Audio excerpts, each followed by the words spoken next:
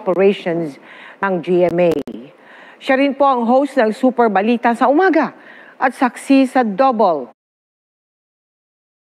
B sa Super Radio DZBB. Mahigit 50 taon ng buong pusong naglilingkod sa mga manonood at tagapakinig si Mike na nagsimula sa industriya noong 1969 at naging bahagi ng GMA Network noong 1995. Nagluluksa po ang Board of Directors, Management at Empleyado ng GMA Network Incorporated sa pagpanaw ni Mike. Ayon sa GMA Network, ang kanyang dedikasyon sa industriya ay magsisilbing inspirasyon sa lahat.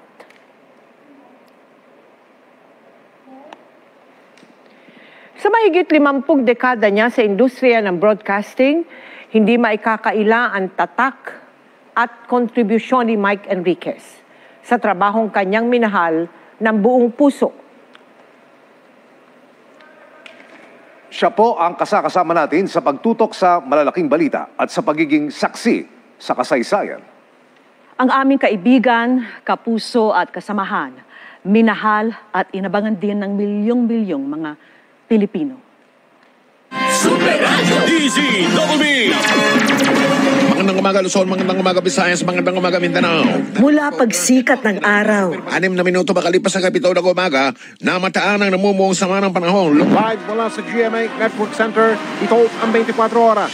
Bakit hanggang ngayon ay 8 milyon pa rin ang nagdodroga sa Pilipinas? Hanggang sa pagkagat ng dilim. Nakatutok kami 24 oras.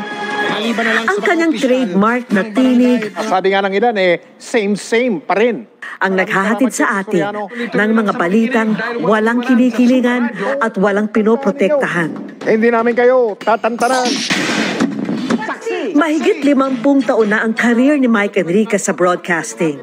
Nagsimula yan nung siya ay 19 years old pa lang. Sa di sinasadyang pagkakataon, nang dalawin niya ang isang kaibigang nagtatrabaho sa radyo.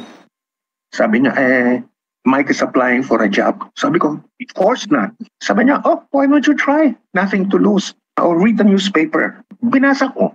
Tapos at the end, tinanong niya ako, when can you start? Taong 1995, nang lumipat siya sa GMA Network, kung saan sinimulan niyang pamunuan ang radio department ng GMA na kanyang pinalaki mula sa 4 na istasyon lamang. Ang oras po natin, 7:38 at 30 seguros. Tutubukan natin ang lahat.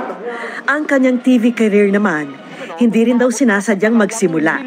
Nang mga ilangan ang GMA ng male anchor sa isang election coverage, bagay na labis daw niyang ikinagulat.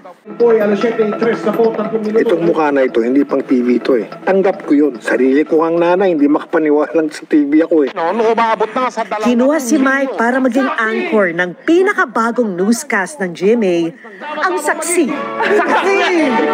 Nangawag nila ako for a meeting.